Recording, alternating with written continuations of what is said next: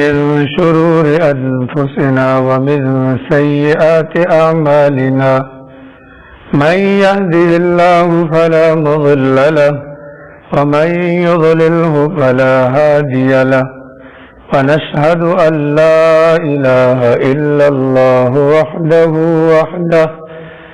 ونشهد أن سيدنا ومولانا محمد أحمد عبده ورسوله أما بعد فأعوذ بالله من الشيطان الرجيم بسم الله الرحمن الرحيم واصبر نفسك مع الذين يدعون ربهم بالغداة والعشي يريدون وجهه سبحان ربك رب العزة عما يصفون وسلام على المرسلين والحمد لله رب العالمين اللهم صل على سيدنا ومولانا محمد وعلى آل سيدنا ومولانا محمد وبارك وسلم اللهم صل على سيدنا ومولانا محمد وعلى آل سيدنا ومولانا محمد وبارك وسلم اللهم صل على سيدنا ومولانا محمد وعلى آل سيدنا ومولانا محمد وبارك وسلم عزیزان محترم واجب الاحترام معزز سامعین کرام بزرگان دین، قرآن کریم کی جو آیت کریمہ آپ حضرات کے سامنے تلاوت کی گئی، وَاصْبِرْ نَفْسَكَ مَعَ الَّذِينَ، پیارے پیغمبر صلی اللہ علیہ وسلم کو اللہ تعالیٰ نے حکم دیا آپ اپنے آپ کو ان لوگوں کے ساتھ روکے رکھیے، بٹھائے رکھیے، پابند کیجیے، یدعون ربهم بالغداة والعشی، جو صبح شام اپنے رب کو یاد کرتے ہیں، جو صبح شام اپنے رب کو یاد کرتے ہیں، یریدون وجہہ، اور یہ جو اللہ میاں کو یاد کرتے ہیں صبح شام، ان کا مقصد فقط اللہ کی رضا ہوتی ہے۔ یہ حضرات صحابہ کرام کی دین کی طلب جو ان کے من کے اندر موجود تھی، اور نیکی کا جذبہ جو ان کے دل کے اندر موجود تھا، اور اعمال کرنے کا شوق جو ان کے دل کے اندر موجود تھا، اللہ کو یہ ادا اتنی پسند آئی کہ اپنے پیغمبر کو باقاعدہ پابند کیا گیا آپ ان کے ساتھ جا کر وقت گزاریے۔ یہ حضرات صحابہ کرام کے اعمال کی برکت ہے کہ عرش والا بھی فرش والوں کو پابند کرتا ہے کہ یہ مقدس جماعت ہے، اور اس مقدس جماعت کے ساتھ آپ اپنا وقت گزاریے۔ مسجد نبوی کے اندر کچھ صحابہ کرام ذکر کے اندر لگے ہوئے تھے، اللہ کے نبی علیہ السلام تشریف لائے، سارے خاموش ہو گئے۔ اللہ کے نبی علیہ السلام نے انہیں دیکھ کر پوچھا آپ لوگ کیا کر رہے تھے؟ انہوں نے بتلایا ہم اللہ میاں کو یاد کر رہے تھے۔ سرکار دو عالم صلی اللہ علیہ وسلم نے فرمایا مجھے اللہ تعالیٰ نے حکم دیا ہے کہ میں آپ لوگوں کے ساتھ جا کر بیٹھ جاؤں۔ گویا کہ حضرات صحابہ کرام کی بڑی خوش نصیبی ہے کہ اللہ کا نبی اللہ کے حکم سے آ کر ان مقدس لوگوں کے درمیان بیٹھتا ہے۔ اللہ کے نبی علیہ السلام کی مثال 14ویں کے چاند کی طرح ہے، اور حضرات صحابہ کرام کی مثال ستاروں کی طرح ہے۔ اللہ کے نبی علیہ السلام نے فرمایا اصحابی کالنجوم، میرے سارے کے سارے صحابہ ستاروں کی مانند ہیں۔ تو ایک عجیب و غریب بارونق مجلسیں ہوا کرتی تھی کہ جن میں سرکار بھی موجود ہوتے تھے اور حضرات صحابہ کرام بھی موجود ہوتے تھے۔ اس طریقے سے اس مجالس کے اندر جو ذکر یا جو باتیں ہوتی تھی، ان مجالس پر اللہ کی ذات بھی فخر کرتی تھی اور فرشتے بھی ہنس ہنس کر کے رہ جاتے تھے۔ ایسا ہی ایک موقع آیا، اللہ کے نبی علیہ السلام بھی موجود ہیں، حضرت ابوبکر صدیق بھی موجود ہیں، حضرت عمر فاروق بھی موجود ہیں، حضرت عثمان غنی بھی موجود ہیں اور حضرت علی المرتضی رضی اللہ عنہ بھی موجود ہیں. چونکہ اللہ کے نبی کے بعد بالترتیب انہی چاروں حضرات کا نام آتا ہے، اس بنیاد پر یہ جو حدیث آپ کے سامنے بیان کرنی ہے اس کے اندر انہی چاروں افراد کا ذکر آتا ہے. باقی مجمع میں کوئی تھا یا نہیں تھا اللہ جانتا ہے، لیکن روایت کے اندر انہی چاروں حضرات کا نام آتا ہے. اس مبارک مجلس کے اندر باتیں ہو رہی تھیں تو باتوں باتوں میں رسول اکرم صلی اللہ تعالی علیہ وسلم نے اپنی 3 پسندیدہ چیزوں کا ذکر کیا. ان 3 پسندیدہ چیزوں کا ذکر سننے کے بعد ابو بکر صدیق رضی اللہ عنہ نے بھی اپنی 3 پسندیدہ چیزوں کا ذکر کیا. حضرت ابو بکر نے جب ذکر سے فارغ ہوئے، حضرت عمر فاروق رضی اللہ عنہ نے بھی اپنی 3 پسندیدہ چیزوں کا ذکر کیا. حضرت عمر فاروق کے فارغ ہونے کے بعد حضرت عثمان غنی رضی اللہ عنہ نے بھی اپنی 3 پسندیدہ چیزوں کا ذکر کیا. حضرت عثمان کے فارغ ہونے کے بعد حضرت علی المرتضی رضی اللہ عنہ نے بھی اپنی 3 پسندیدہ چیزوں کا ذکر کیا. حضرت علی کے فارغ ہونے کے بعد سیدنا جبرائیل امین علیہ السلام تشریف لائے اور آ کر انہوں نے بھی اپنی 3 پسندیدہ چیزوں کا ذکر کیا. اپنی پسندیدہ چیزوں کا ذکر کرنے کے بعد حضرت جبرائیل امین نے فرمایا کہ اللہ رب العالمین فرماتے ہیں کہ مجھے بھی 3 چیزیں پسند ہیں. اس مجلس کے اندر ان 3 چیزوں کا بھی ذکر ہوا. ٹھیک ہے جناب، پہلے ان 3 جو ساری چیزیں ہیں ان کے نام آپ اپنے دماغ میں رکھ لیں، پھر تفصیلات میں بتا دیتے. یہ سعید مرغی والا باہر گھوم رہا ہے، اس کو اندر لے. کام کی بات آج جلدی آ گیا تو چلو خیر کی بات کان میں پڑ جائے.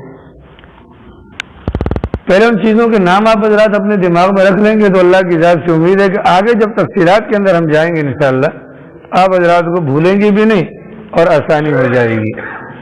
بیٹھے بیٹھے رسول اکرم صلی اللہ علیہ وسلم نے فرمایا کہ مجھے تمہاری دنیا میں سے 3 چیزیں بہت پسند ہیں. نمبر 1 خوشبو، نمبر 2 نیک بیوی، اور نمبر 3 میری آنکھوں کی ٹھنڈک نماز کے اندر ہے. نمبر 1 خوشبو، نمبر 2 نیک بیوی، اور نمبر 3 میری آنکھوں کی ٹھنڈک نماز ہے. حضرت ادھر آ جائیں، ادھر آ جائیں، سعید مرغی والا آ جائیں. ماشاء آپ کے آنے سے پہلے بات ہو رہی تھی کہ ایک مجلس تھی، اس میں بڑے حضرات سارے موجود تھے. اس میں اللہ کے نبی نے کہا کہ مجھے تمہاری دنیا میں سے 3 چیزیں سب سے زیادہ محبوب ہیں. نمبر 1 خوشبو، نمبر 2 نیک بیوی، نمبر 3 میری آنکھوں کی ٹھنڈک نماز کے اندر ہے. ابو بکر صدیق رضی اللہ عنہ نے کہا سرکار مجھے بھی اس دنیا کے اندر 3 چیزیں محبوب ہیں. نمبر 1 یا رسول اللہ آپ کے چہرے کو دیکھنا، نمبر 2 یا رسول اللہ آپ کی ذات پر اپنا مال خرچ کرنا، نمبر 3 یا رسول اللہ کہ اس جہاں کے اندر میری بیٹی آپ کے نکاح کے اندر ہے. حضرت عمر فاروق رضی اللہ عنہ نے کہا یا رسول اللہ مجھے بھی 3 چیزیں پسند ہیں. نمبر 1 امر بالمعروف کرنا، نیکیوں کا حکم کرنا، نمبر 2 نہیں عن المنکر کرنا، بری باتوں سے روکنا، اور نمبر 3 سادہ لباس پہننا. نمبر 1 امر بالمعروف کرنا یعنی کہ نیکیوں کا حکم دینا، نمبر 2 برائیوں سے روکنا، اور نمبر 3 سادہ لباس پہننا. حضرت عثمان غنی رضی اللہ عنہ کہنے لگے یا رسول اللہ مجھے بھی اس دنیا کے اندر 3 چیزیں پسند ہیں. نمبر 1 بھوکوں کو کھانا کھلانا، نمبر 2 ننگوں کو کپڑے پہنانا، اور نمبر 3 قرآن کریم کی تلاوت کرنا. نمبر 1 بھوکوں کو کھانا کھلانا، نمبر 2 ننگوں کو کپڑے پہنانا، اور نمبر 3 قرآن کریم کی تلاوت کرنا. حضرت علی المرتضی رضی اللہ عنہ فرمانے لگے یا رسول اللہ مجھے بھی اس دنیا میں 3 چیزوں سے بڑی محبت ہے. نمبر 1 مہمان نوازی کرنا، نمبر 2 گرمیوں کے دنوں کے روزے رکھنا، اور نمبر 3 اللہ کے راستے میں جہاد کرنا. حضرت جبرائیل امین علیہ السلام تشریف لے آئے اور آ کر کہنے لگے یا رسول اللہ اگر میں جبرائیل انسانوں میں سے ہوتا تو مجھے اس جہاں کے اندر 3 چیزیں بہت زیادہ پسند ہوتی. نمبر 1 غریب عبادت گزار سے محبت کرنا، غریب عبادت گزار سے محبت کرنا. نمبر 2 جس آدمی کی اولاد بہت زیادہ ہو، کثیر الاولاد آدمی سے، کثیر الاولاد جس کی مطلب اولاد وغیرہ زیادہ ہو اور وسائل کم ہو، ایسے بندے سے محبت کرنا. اور نمبر 3 جو بندہ گمراہ ہو، راستہ بھٹک گیا ہو اس بندے کو راستہ دکھلانا. مجھے یہ 3 چیزیں اس دنیا کے اندر بہت اچھی لگتی ہیں. پھر اس کے بعد جبرائیل امین نے اللہ رب العالمین کی پسند کا ذکر کیا. اللہ تعالیٰ فرماتے ہیں مجھے 3 بندے بہت اچھے لگتے ہیں. نمبر 1 فاقے پر صبر کرنے والا. نمبر 1 فاقے پر اپنا فاقے پر صبر کرنے والا. نمبر 2 نیکیوں میں سبقت کرنے والا. اور نمبر 3 گناہوں پر ندامت کرنے والا. گناہوں پر ندامت کرنے والا. یہ ایک ہی مجلس کے اندر یہ ساری کی ساری خواہشات کا ذکر ہوا جو اللہ کے نبی علیہ الصلوۃ والسلام کے زمانے میں ہوئی.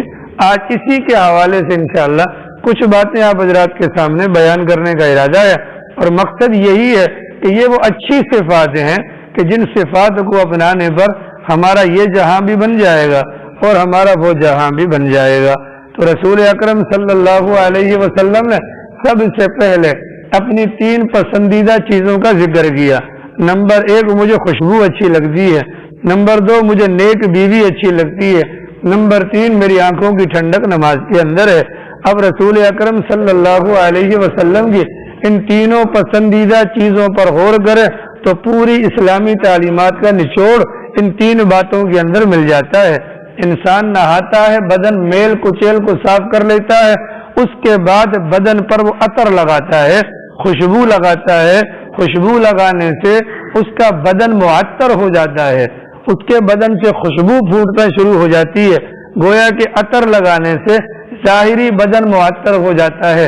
اگر انسان اپنی بیگم کے ساتھ بیٹھا ہو, بیگم کے ساتھ تعلقات اس کے اچھے ہوں, ہنسی مذاق کرتا ہو, اٹھتا بیٹھتا ہو, تو ایسے موقع پر شیطان اس انسان کے دماغ میں شیطانی نفسانی خواہشات والا وسوسہ نہیں ڈال سکتا. اس لیے کہ اگر اس کے دماغ کے اندر اگر شیطان وسوسہ ڈالے گا, اس کی حلال بیگم اس کے پاس موجود ہے, اپنی حلال بیگم کے ذریعے سے وہ اپنی خواہش کو پورا کر لے گا. تو جب انسان کے پاس نیک بیوی ہو, اس کے ساتھ تعلقات اس کے اچھے ہوں, شیطان کا حملہ اس کے دماغ پر نہیں ہوگا. انسان کی سوچ پاک ہو جاتی ہے, انسان کی سوچ پاک ہو جاتی ہے. تو گویا کہ عطر لگانے سے ظاہری بدن معطر ہوتا ہے. اگر نیک بیوی مل جائے انسان کی سوچ پاک ہو جاتی ہے. انسان جب نماز کے لیے کھڑا ہوتا ہے تو نماز کے متعلق اللہ قرآن میں فرماتے ہیں ان الصلاۃ تنہا عن الفحشاء والمنکر, کہ نماز بے حیائی سے اور ناشائستہ حرکتوں سے روکتی ہے. گویا کہ انسان ناشائستہ حرکتیں نہیں کرے گا, اس کا دل صاف ہو جائے گا. تو خوشبو لگانے سے ظاہری بدن پاک ہوگا, نیک بیوی ہوگی تو سوچ پاک ہو جائے گی, نماز پڑھے گا تو دل صاف ہو جائے گا. تو گویا کہ تن بھی پاک ہو جائے گا اور من بھی پاک ہو جائے گا. فیصل توجہ نہیں ہے, تن بھی پاک ہو جائے گا اور من بھی پاک ہو جائے گا. اور اللہ تعالیٰ اسی بات کو قرآن کریم کے اندر فرماتے ہیں ان اللہ یحب التوابین ویحب المتطہرین. اللہ تعالیٰ پسند فرماتے ہیں بہت زیادہ توبہ کرنے والوں کو اور بہت زیادہ پاک صاف رہنے والوں کو. تو پاکی کا تعلق, طہارت کا تعلق انسان کے ظاہری بدن سے ہے اور توبہ کا تعلق انسان کے دل کے ساتھ ہے. تو جس کا ظاہر بھی پاک ہو جائے گا اور باطن بھی پاک ہو جائے گا وہ بندہ اللہ کا محبوب بن جائے گا. جب وہ اللہ کا محبوب بنے گا تو اللہ کی طرف سے رحمت کی برسات اس بندے کے اوپر ہر آن برستی رہے گی. تو پاک پیغمبر کی 3 پسندیدہ چیزوں پر جو بندہ بھی عمل کرے گا نتیجہ کیا ہوگا, اس کا تن بھی پاک ہو جائے گا اور اس کا من بھی پاک ہو جائے گا. یہ تو روزمرہ کے مشاہدے کی بات ہے. ہم میں سے ہر بندہ دودھ خریدنے جاتا ہے. شہر کراچی کے اندر رواج ہے کہ تھیلی کے اندر دودھ دیا جاتا ہے. گاؤں دیہات کے اندر آج بھی گھر سے برتن لے کر جاتے ہیں اور برتن کے اندر دودھ دیا جاتا ہے. ہم میں سے اکثر لوگ جو گاؤں دیہات کے ہیں انہوں نے بارہا اس کا تجربہ کیا ہوگا کہ جب دودھ کے لیے برتن دیا جاتا ہے تو دودھ والا برتن کو چیک کرتا ہے. اگر برتن میں بدبو ہو تو دودھ نہیں ڈالتا, اگر برتن کے اندر گندگی ہو تو دودھ نہیں ڈالتا. کیا وجہ ہے؟ وہ اس کو معلوم ہے کہ دودھ ایک نور ہے, پاکیزہ چیز ہے, گندے برتن میں جائے گا اس کی بے قدری ہو جائے گی, اس کی بے قدری ہو جائے گی. اسی طریقے سے انسان کا دل اگر پاک نہیں ہوگا, دل میں سے بدبو نکلے گی یا دل کے اوپر گندگی والے اعمال کے اثرات ہوں گے, اللہ رب العالمین اس دل کے اوپر بھی رحمت کی برسات کبھی بھی نہیں برسائے گا۔ تو ضروری ہے اللہ کی رحمت کو حاصل کرنے کے لیے کہ اپنے تن کو بھی پاک کرنا ہے اور اپنے من کو بھی پاک کرنا ہے۔ آپ دیکھیں نماز کے اندر 13 فرائض ہیں، ان میں سے 7 باہر ہیں اور 6 اندر ہیں۔ تو باہر والے ٹوٹل کا تعلق ہمارے بدن یا بدن سے متعلقہ چیزوں کے ساتھ ہے۔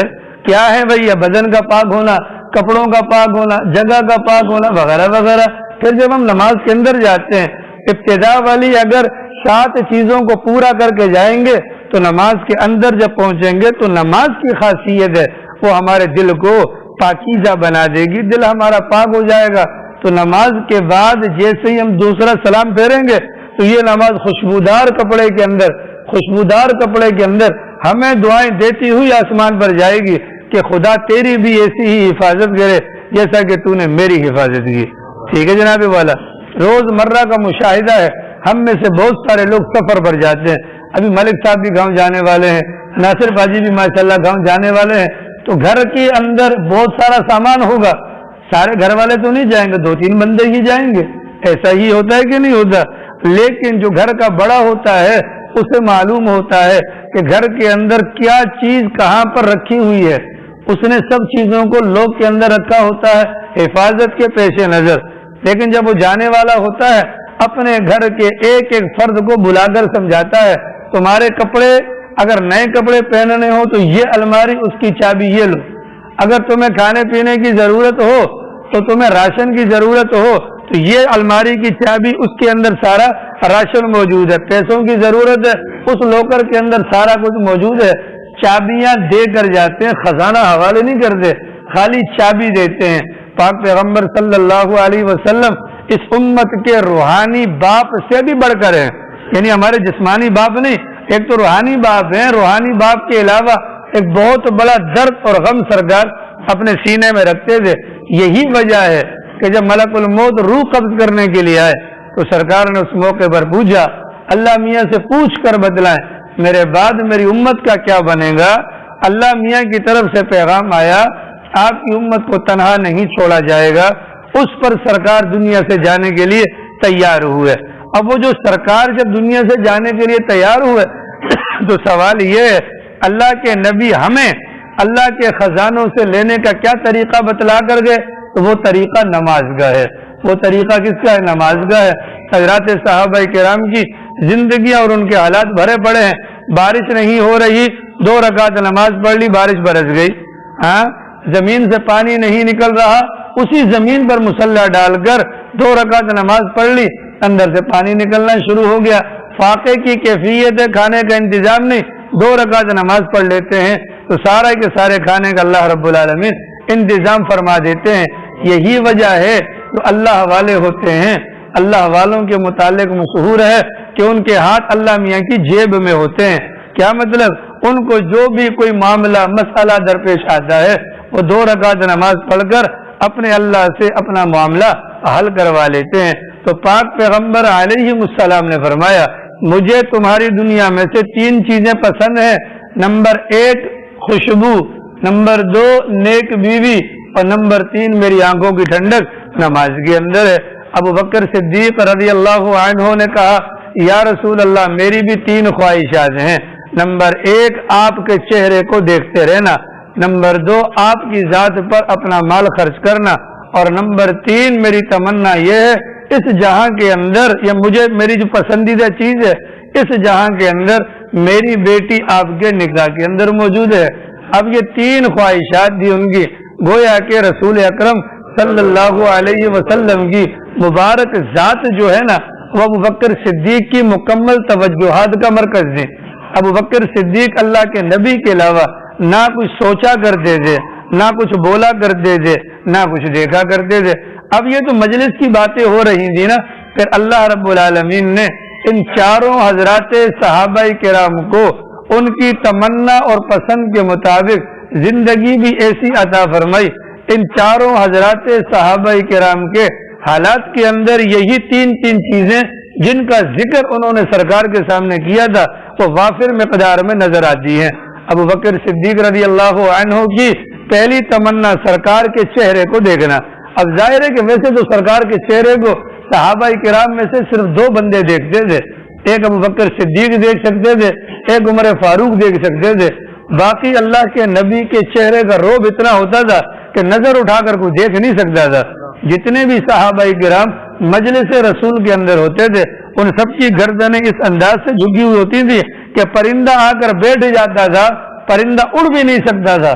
اس قدر روب اور دبدبے کے عالم میں حضرات صحابہ کرام بیٹھے ہوتے تھے۔ البتہ 2 حضرات ابو بکر اور عمر، ان دونوں کو اللہ نے یہ فضیلت دی، یہ دونوں مجلس کے اندر بیٹھ کر سرکار کی منہ کی طرف نگاہ اٹھاتے، اللہ کے نبی ان کو دیکھ کر مسکراتے اور یہ اللہ کے نبی کو دیکھ کر مسکرایا کرتے تھے۔ لیکن یہ ایک عام سی روٹین کا معاملہ تھا، کیونکہ حضرت ابو بکر صدیق کی تمنا تھی، اللہ نے تمنا کو پورا کیا، تمام صحابہ کو ہجرت کی اجازت ہو جاتی ہے، ابو بکر صدیق کو روک لیا جاتا ہے۔ چنانچہ غار کے اندر ہجرت والی رات میں سرکار کے ساتھ جب تشریف لے کر گئے، اللہ کا نظام ہے کہ فقط 2 ہی بندے ہیں، ابو بکر صدیق باہر سرکار کو کھڑا کر کے اندر جاتے ہیں اور اس کے بعد صفائی ستھرائی کرنے کے بعد وہ مشہور واقعہ آپ کو معلوم ہے، اللہ کے نبی کو اندر بلاتے ہیں، رات بھر کی تھکاوٹ تھی، رسول اکرم صلی اللہ علیہ وسلم کی غار کے اندر تشریف لے کر گئے، ابو بکر صدیق رضی اللہ عنہ نے سرکار کے چہرے پر تھکاوٹ کے اثرات کو دیکھ کر فرمایا، یا رسول اللہ آپ آرام فرما لیجیے، اور اپنی گود پیش کی بطور تکیے کے۔ وہ جو ان کی زبان سے نکلا تھا کہ نبی کے چہرے کو دیکھنا، اللہ نے ان کی تمنا کو پورا کیا کہ بالکل یکسوئی کے عالم میں، تنہائی کے عالم میں اللہ اور ان دونوں کے علاوہ کسی کو نہیں پتا کہ غار کے اندر کون ہے اور کون نہیں ہے۔ ابو بکر صدیق کی تمنا کو اللہ نے ایسا پورا کیا کہ یہ سرکار کا سر ان کی گود کے اندر ہے۔ اس سے پہلے بھی سرکار کو دیکھتے ہوں گے لیکن بیچ میں فاصلہ ہوتا ہوگا، یہ وہ آخری حد تھی کہ گود کے اندر پاک پیغمبر علیہ الصلوۃ والسلام کو لا کر لٹا دیا گیا۔ امام حضرت امیر شریعت حضرت عطا اللہ شاہ صاحب بخاری رحمۃ اللہ علیہ فرمایا کرتے تھے، اس موقع پر مجھے یوں لگتا ہے کہ سرکار کا چہرہ گویا کہ قرآن کریم کی مانند اور ابو بکر صدیق کی گود گویا کہ ڈیسک کی مانند اور حضرت ابو بکر صدیق گویا کہ قاری قرآن کی مانند، وہ جو بار بار دیکھ رہا تھا ابو بکر گویا کہ وہ قرآن کریم کی تلاوت کر رہا تھا۔ ٹھیک ہے جناب والا، اللہ کی شان یہ ہے کہ یہ دیکھنے میں مگن تھے، ایک سوراخ رہ گیا تھا، اس سوراخ کے اوپر انہوں نے اپنا انگوٹھا رکھا تھا، وہاں سے موذی جانور سانپ نکلا اور اس نے حضرت کو ڈنگ مارا، اس ڈنگ مارنے پر ابو بکر صدیق ہلے نہیں ہیں۔ ظاہر ہے کہ تلاوت کے آداب میں سے آتا ہے کہ ہلنا نہیں ہے، اگر ہل جاتے سرکار اٹھ جاتے، برداشت کیا، لیکن درد کی شدت کی وجہ سے آنکھوں سے جو آنسو کا قطرہ گرا، آنکھوں سے جو آنسو کا قطرہ گرا وہ سرکار کے رخسار پر لگا، یکدم سرکار کی آنکھ کھل گئی۔ اللہ کے نبی نے فرمایا، ابو بکر اس سے بڑی کون سی دولت ہو سکتی ہے کہ دونوں جہانوں کے سردار کا سر تمہاری گود میں ہے، پھر بھی تمہیں رونا آ گیا؟ کہا یا رسول اللہ تکلیف ہوئی ہے، اس تکلیف کی بنیاد پر مجھے رونا آ گیا۔ تو اللہ کے نبی کی مجلس میں بیٹھ کر ابو بکر صدیق نے جو تمنا کی، اللہ نے غار کے اندر 3 راتوں کے اندر اس تمنا کو پورا کر کے دکھلا دیا۔ یہی وجہ ہے کہ ایک موقع پر رات کی اندھیری میں، چاندنی رات تھی، ستارے وغیرہ خوب عروج پر تھے، تو حضرت اما عائشہ صدیقہ رضی اللہ عنہا پاک پیغمبر علیہ السلام کے ساتھ بیٹھی ہوئی ہیں۔ گفتگو کے دوران اما نے پوچھ لیا، یا رسول اللہ یہ بتلائیے آسمان کے ستاروں سے بڑھ کر بھی کسی کی نیکیاں ہیں؟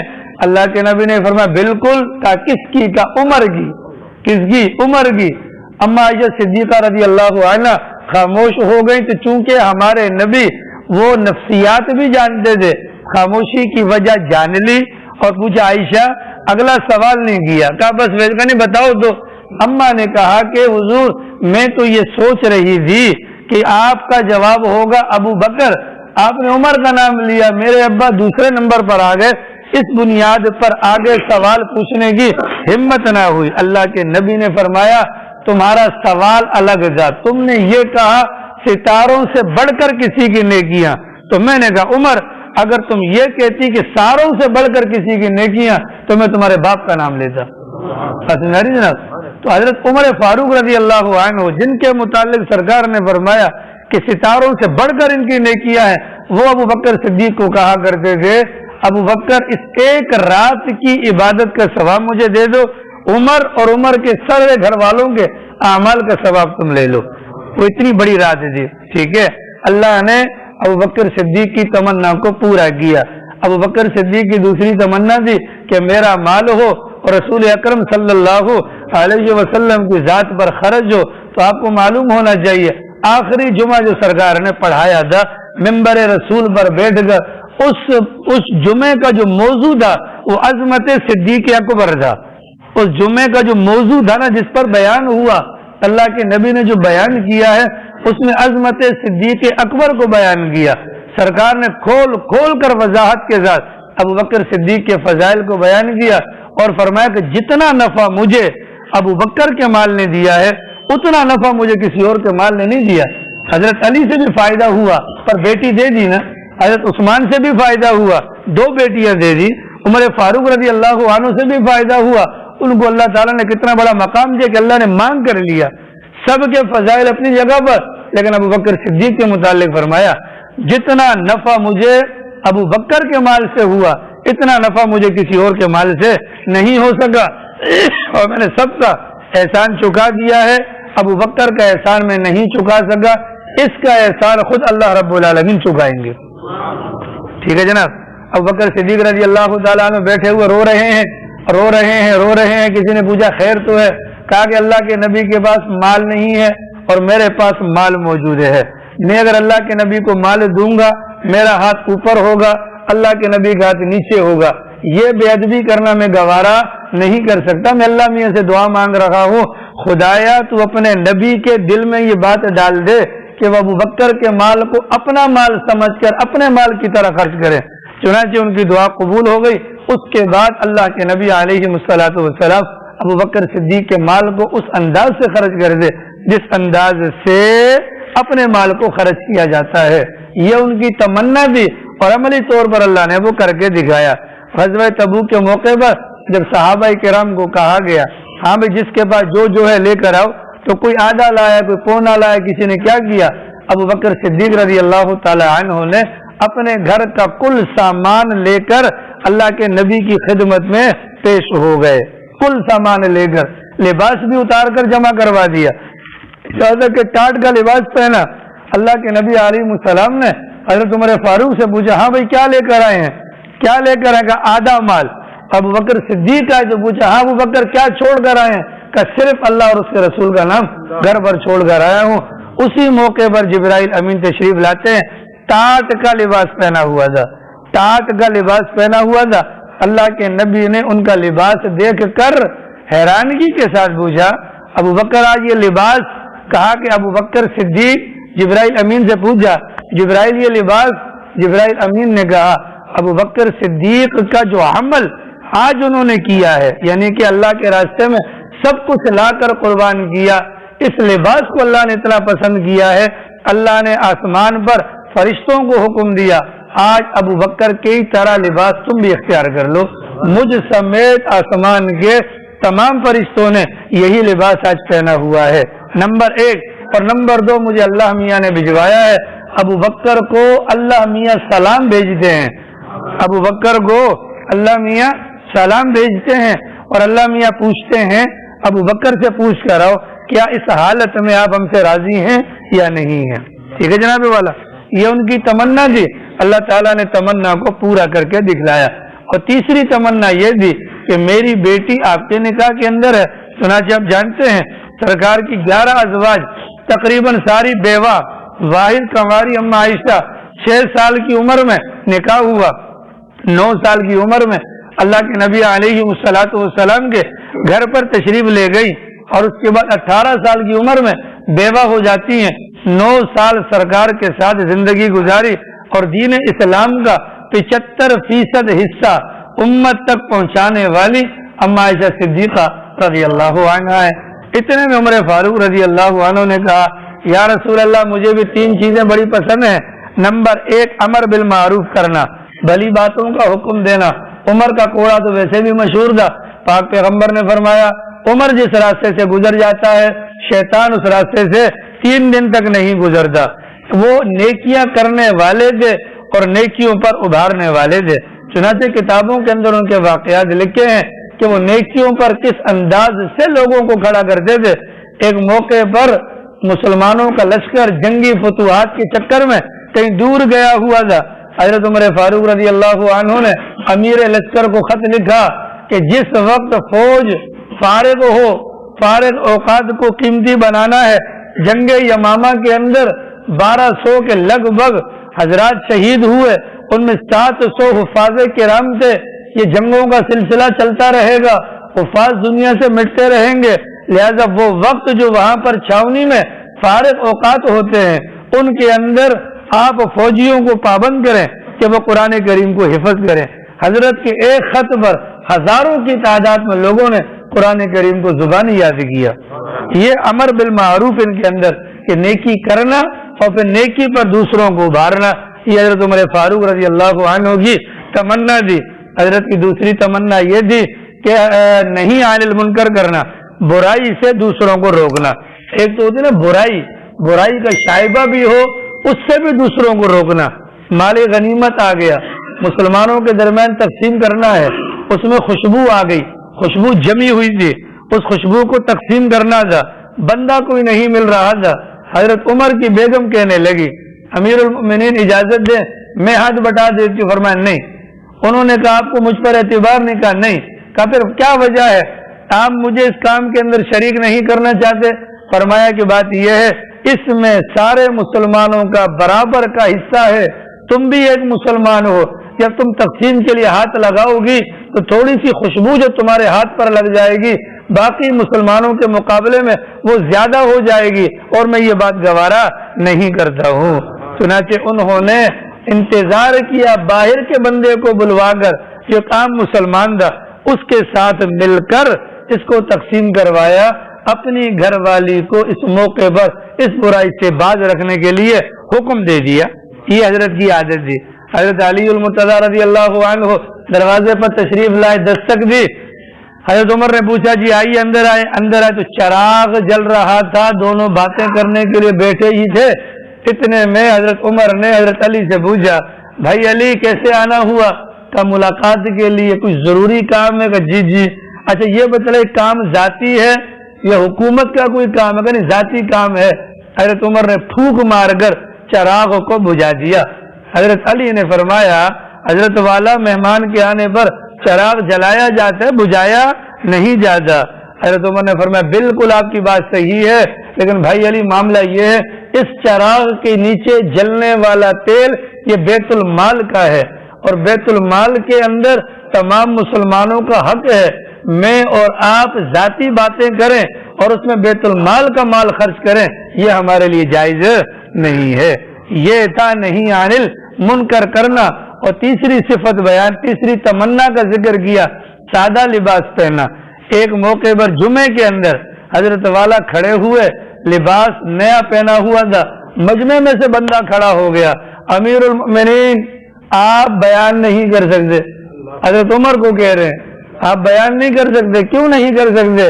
یہ جو جوڑا آپ نے پہنا ہے، جو جوڑا آپ نے پہنا ہے اتنا ہی جوڑا ہمیں بھی ملا تھا، اتنا ہی جوڑا ہمیں بھی ملا تھا، لیکن اس جوڑے کے اندر ہمارے کپڑے نہیں بنے تھے، آپ کے کپڑے بن گئے. اس کا مطلب یہ ہے کہ کہیں نہ کہیں ڈنڈی ماری گئی ہے، وغیرہ ناپ آپ کا اور میرا برابر ہے. حضرت عمر نے برا نہیں منایا، اپنے بیٹے کو کھڑا کیا، کہا کہ یہ میرا بیٹا عبداللہ ابن عمر ہے.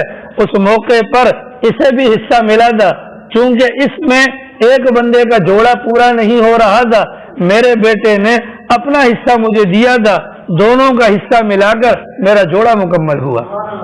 آگے سمجھیں، عجیب و غریب سادہ لباس پہننے کے عادی 22 تک پیوند ان کے کپڑوں میں گنے گئے، اور ان میں سے اکثر پیوند چمڑے کے لگے ہوئے ہوتے تھے.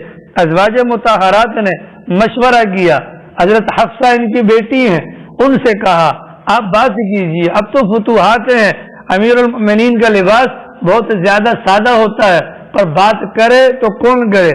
اگرچہ حضرت حفصہ سرکار کی بیٹی ہیں لیکن ام المؤمنین بھی تو ہے نا.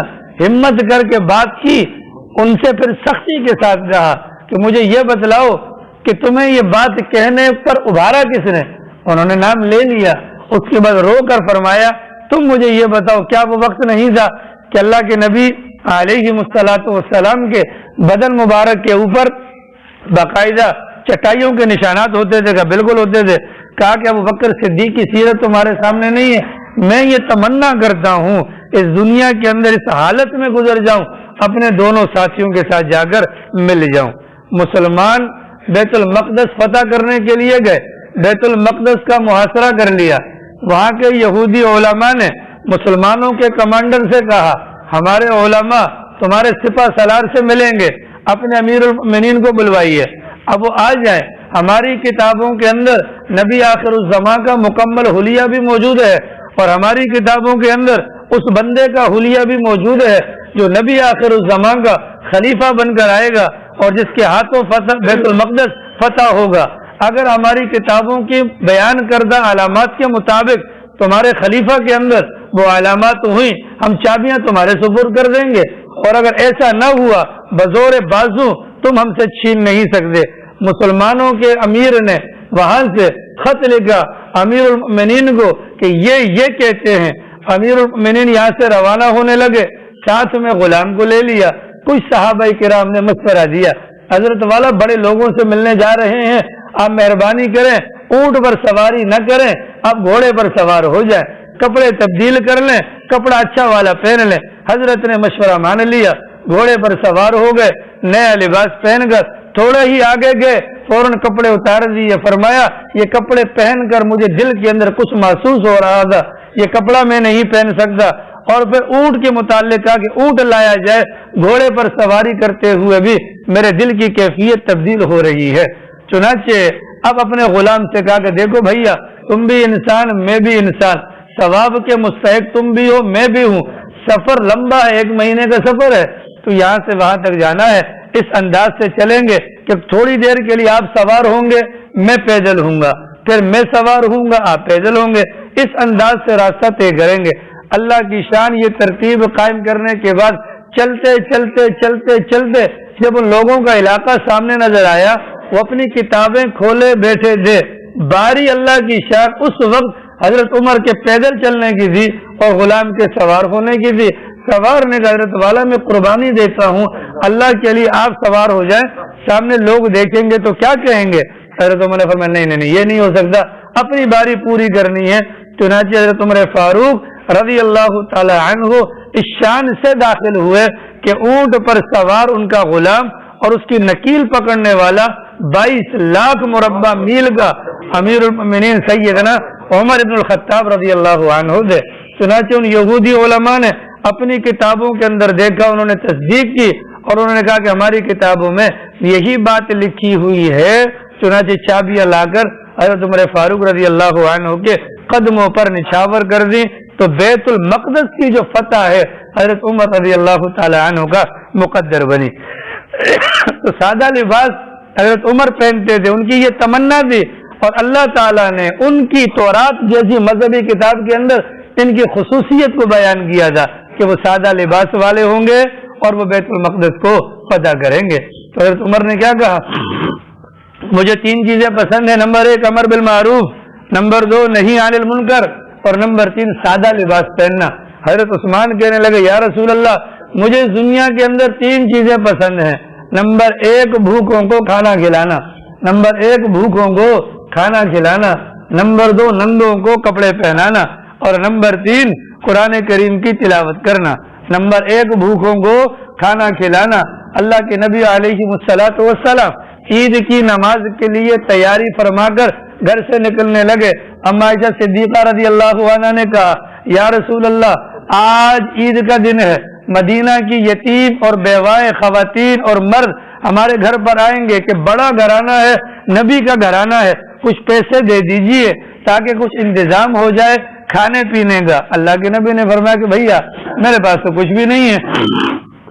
اما خاموش ہو گئی، اللہ کے نبی چل پڑے، عید کی نماز پڑھا کر واپس آئے۔ سرکار حیران رہ گئے کہ گھر کے اندر اور باہر لوگ ہی لوگ ہیں، لوگ آ رہے ہیں کھا رہے ہیں جا رہے ہیں، آ رہے ہیں کھا رہے ہیں جا رہے ہیں، اور کھانے کی خوشبو اللہ کے نبی علیہ السلام کو بھی محسوس ہوئی۔ اما عائشہ صدیقہ سے پوچھا عائشہ یہ کہاں سے آیا؟ کہا کہ آپ کے جانے کے بعد آپ کا بیٹا عثمان آیا تھا اور تمام ازواج مطہرات کو ایک ایک اونٹ سامان کا لدا ہوا ہر زوجہ مکرمہ کو بطور ہدیہ دے کر گیا ہے۔ اللہ کے نبی علیہ السلام نے جب یہ سنا فوراً ہاتھ اٹھائے اور دعا کی کہ یا رحمان سہل الحساب علی عثمان، اے رحمان عثمان پر قیامت والے دن حساب کتاب کو آسان فرما دیجیے گا۔ ان کی تمنا تھی، اللہ نے تمنا کو پورا کیا اور وہ ایسے لوگوں کے اندر بانٹا کرتے تھے۔ دوسری تمنا تھی ننگوں کو کپڑے پہنانا۔ اگر کسی کے پاس کپڑا نہ ہو، اگر کسی کے پاس کپڑا نہ ہو یا کپڑا ہو لیکن طاقت نہ رکھتا ہو نیا کپڑا پہننے کی، اس صورت میں پیغمبر کی تعلیم، شریعت کی تعلیم یہ ہے کہ جو بندہ کسی کا ستر چھپائے گا قیامت والے دن اللہ اس کا ستر چھپائے گا۔ ایک جنگ کے موقع پر ایک لڑکی گرفتار ہو کر آئی، لڑکی سے مراد مطلب یعنی کہ شادی شدہ خاتون تھی، اس کا بچہ کہیں آگے پیچھے ہو گیا، وہ بچے کو ڈھونڈنے کے چکر میں مطلب پاگلوں کی طرح بھاگ رہی تھی تو جلدی کے اندر اس کا دوپٹہ اتر گیا۔ اللہ کے نبی علیہ السلام کی نظر پڑی، اللہ کے نبی نے ایک صحابی کو اپنی چادر دے کر فرمایا جاؤ اور اس کے سر پر ڈال کر آ جاؤ۔ اس صحابی نے کہا یا رسول اللہ وہ کافرہ ہے اور کافر کی بیٹی ہے۔ اللہ کے نبی نے فرمایا بھلے کافرہ ہے پر ہے تو کسی نہ کسی کی بیٹی۔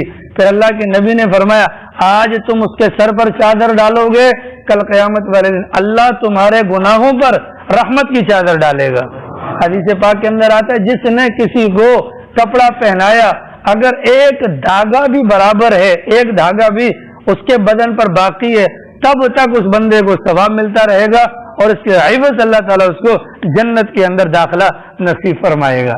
حضرت عثمان کو یہ عادت یہ چیز بہت پسند تھی کہ بھوکوں کو کھانا کھلانا اور ننگوں کو کپڑے پہنانا، اور تیسری عادت یہ حضرت کی قرآن کریم کی تلاوت کرنا۔ تو وہ تو آپ حضرات جانتے ہیں اتنا قرآن پڑھا کہ فقط قرآن کی تلاوت کرتے کرتے 2 مرتبہ تو قرآن کریم پھٹ گیا، 2 مرتبہ تو قرآن کریم پھٹ گیا۔ 40 دن تک کھانا پانی بند، اس قرآن کریم کو اللہ نے ان کی روح کی غذا کے ساتھ ساتھ جسم کی بھی غذا بنایا۔ 40 دن تک قرآن کریم کی تلاوت کرتے کرتے اس دنیا سے تشریف لے کر گئے۔ آخری وار جو لگا، جو خون کا قطرہ نکلا، وہ بھی قرآن کریم کے پہلے سپارے کے آخری پیج پر دیکھیں فَسَيَكْفِيكَهُمُ اللَّهُ، اس پر آ کر خون کا قطرہ لگا اور اس حالت میں اللہ میاں کے پاس پہنچ گئے۔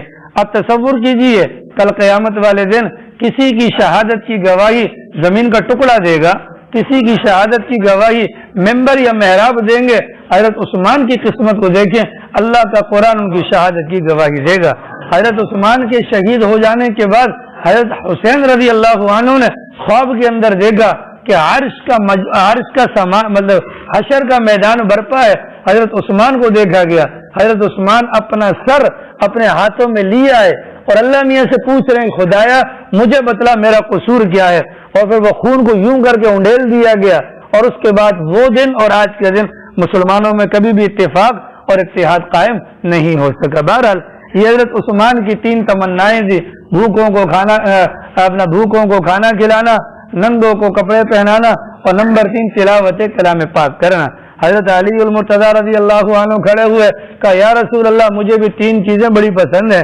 نمبر 1 مہمانوں کا اکرام کرنا۔ پاک پیغمبر علیہ السلام کا فرمان ہے من کان یؤمن باللہ والیوم الآخر فلیکرم ضیفہ، کہ جو اللہ پر اور یوم آخرت پر ایمان رکھتا ہے اسے چاہیے اپنے مہمان کا اکرام کرے۔ سرکار نے وضاحت کے ساتھ تعلیم بیان فرمائی کہ مہمان نوازی 3 دن تک جائز ہے، 3 دن تک مہمان نوازی کر سکتے ہیں، بلکہ 3 دن تک مہمان نوازی کرنا یہ ضروری ہے۔ اللہ کے نبی علیہ السلام کی تعلیمات میں یہ ملتا ہے جس نے سالن پکاتے ہوئے شوربہ اس نیت سے بڑھا دیا کہ مہمان آئے گا تو اس کے لیے ہو جائے گا، مہمان نہ بھی آئے اس کو مہمان کا اکرام کرنے کا ثواب اللہ رب العالمین عطا فرماتے ہیں۔ حضرت علی المرتضیٰ رضی اللہ عنہ کی تمنا مہمان کا اکرام کرنا۔ نمبر 2 گرمیوں کے روزے رکھنا، سردیوں کے روزے نہیں۔ سردیوں میں دن چھوٹے ہوتے ہیں، پیاس نہیں لگتی ہے، گرمیوں کے اندر دن لمبے ہوتے ہیں اور پیاس بھی بہت زیادہ لگتی ہے۔ چنانچہ 29واں سپارہ سورۃ الدہر کھول کے دیکھیں، حضرت علی اور حضرت فاطمہ کے روزوں کا تذکرہ اللہ نے قرآن کریم کے اندر کیا ہے۔ حسنین کریمین کو بخار آ گیا، میاں بیوی نے منت مانی، میاں بیوی نے منت مانی اگر بچے ٹھیک ہو گئے ہم 3 روزے رکھیں گے۔ میاں بیوی نے پہلا روزہ رکھا، پہلا روزہ رکھنے کے بعد افطاری کا جو سامان وغیرہ جمع کیا تھا، افطاری کے موقع پر دروازے پر دستک ہوئی، پوچھا کون ہے؟ کہا کہ مدینے کا یتیم ہوں، بھوکا ہوں۔ میاں بیوی نے سوچا ہم پانی سے افطار کر لیں گے، ان کو کچھ نہ کچھ دے دیتے ہیں، وہ اٹھا کر دے دیا۔ اس رات کی سحری بھی پانی سے کی۔ اگلے دن حضرت علی نے دوبارہ جا کر محنت مشقت کر کے افطاری کے لیے کچھ نہ کچھ سامان جمع کیا، محنت مزدوری کی۔ این افطاری کے موقع پر دوبارہ دروازے پر دستک ہوئی، پوچھا گیا کون ہے؟ کہا کہ میں مسکین مدینہ ہوں۔ ان دونوں نے مشورہ کیا ہم پھر پانی سے افطار کر لیں گے، اپنے دروازے سے کسی کو خالی نہیں بھیجیں گے۔ وہ سامان بھی دے دیا گیا۔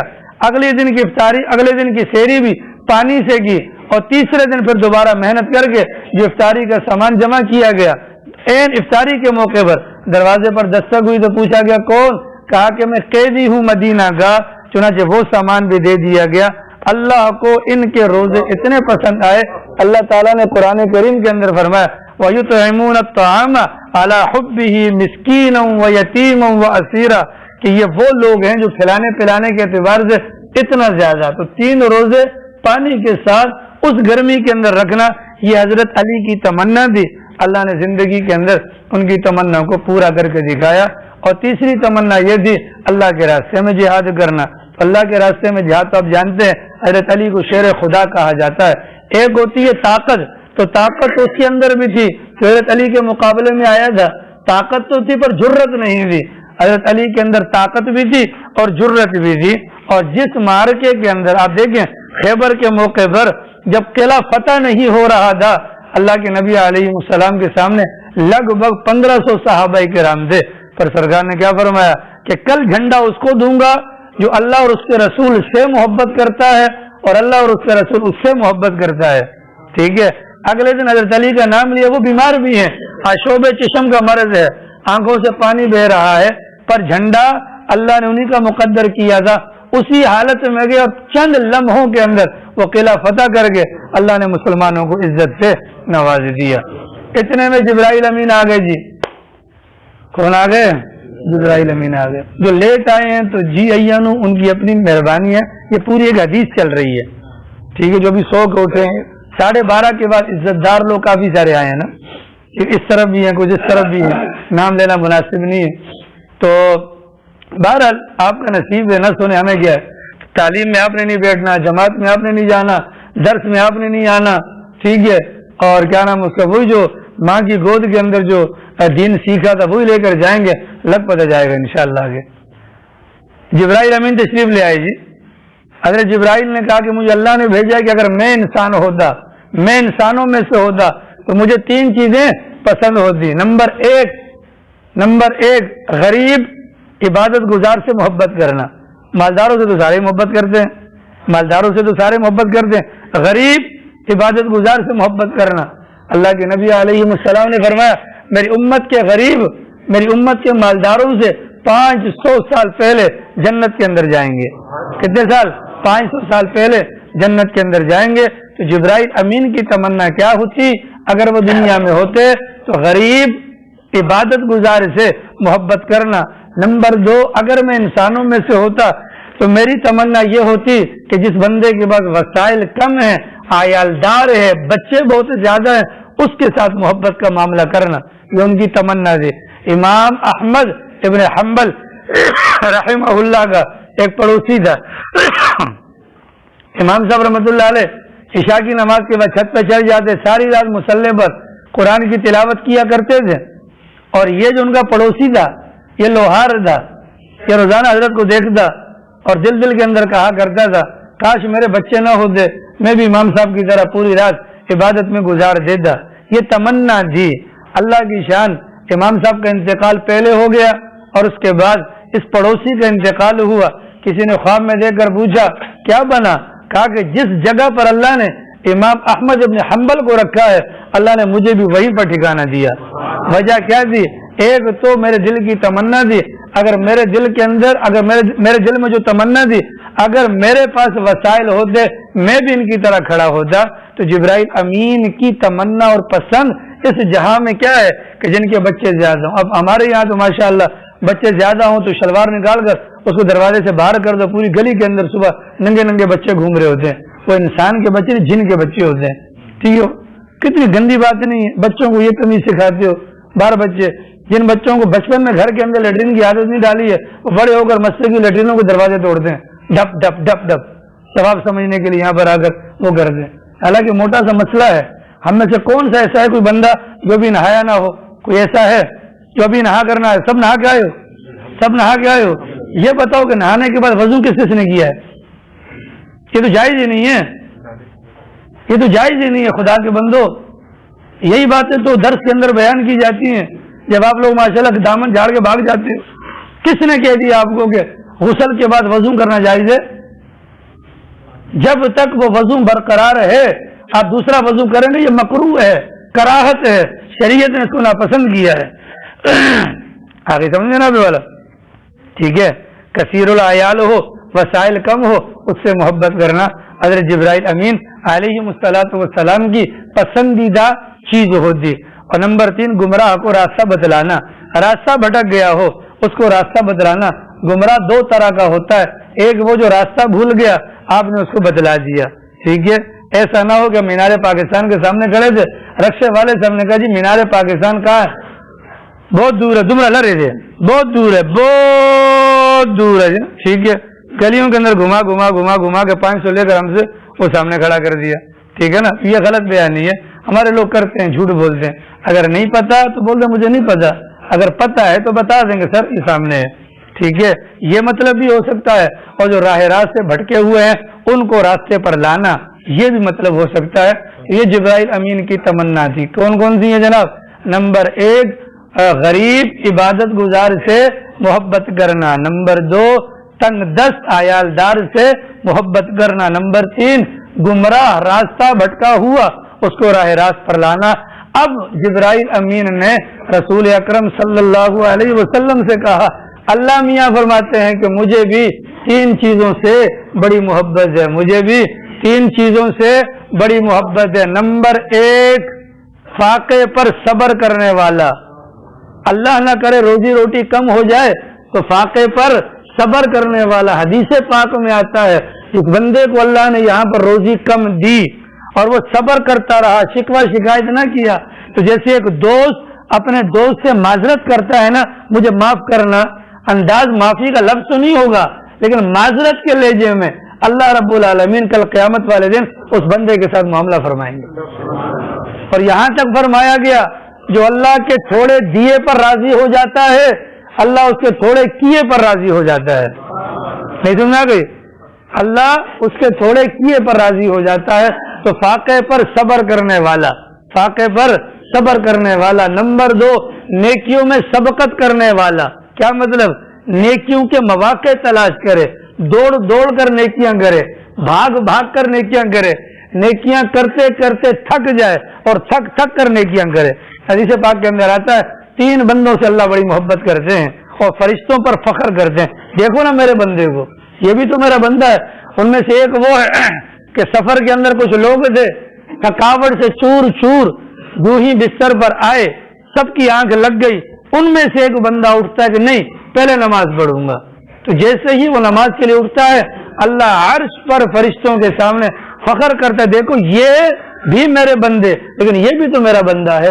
اس بندے پر اللہ اتنا فخر کرتا ہے کہ نیکی کا موقع نہیں لیکن نیکی کو تلاش کر رہا ہے.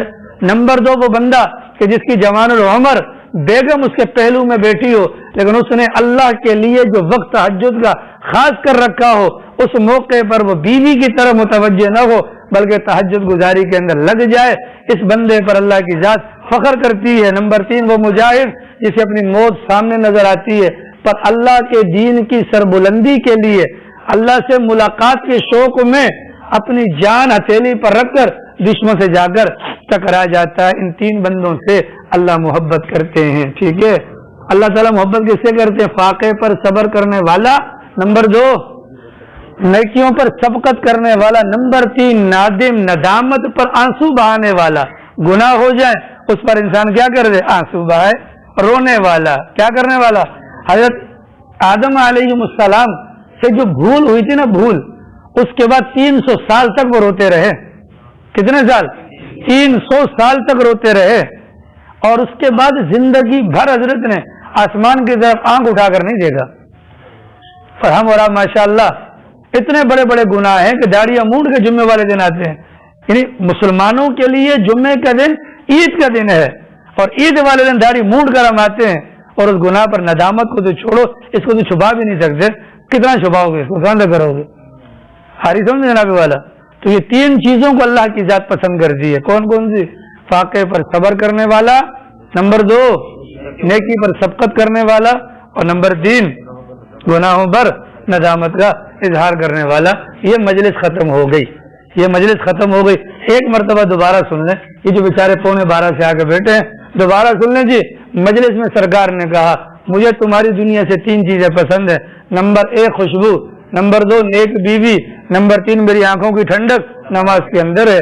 ابو بکر صدیق نے کہا مجھے بھی 3 چیزیں پسند ہیں، نمبر 1 نبی کا چہرہ دیکھنا، نمبر 2 نبی پر اپنا مال خرچ کرنا، نمبر 3 نبی کے نکاح میں میری بیٹی موجود ہے۔ حضرت عمر نے کہا مجھے بھی 3 چیزیں پسند ہیں، امر بالمعروف کرنا، نہیں عن المنکر کرنا، اور سادہ لباس پہننا۔ حضرت عثمان نے کہا مجھے بھی 3 چیزیں بڑی پسند ہیں، بھوکوں کو کھانا کھلانا، ننگوں کو کپڑے پہنانا، قرآن کریم کی تلاوت کرنا۔ حضرت علی نے کہا مجھے بھی 3 چیزیں بڑی پسند ہیں، نمبر 1 اپنا کیا نام ہے اس کا مہمان نوازی کرنا، نمبر 2 اپنا گرمیوں کے روزے رکھنا، نمبر 3 اللہ کے راستے میں جہاد کرنا۔ حضرت جبرائیل امین نے کہا کہ اگر میں انسانوں میں سے ہوتا تو میری بھی 3 چیزیں پسندیدہ تھی، نمبر 1 غریب عبادت گزار سے محبت کرنا، نمبر 3 کثیر العیال بندے سے محبت کرنا، اور نمبر 3 اپنا کیا تھا انہوں نے بتایا تھا؟ کثیر العیال، اور تیسرا گمراہ یعنی جو راستہ بھٹک گیا ہو اس کو راستہ بدلانا۔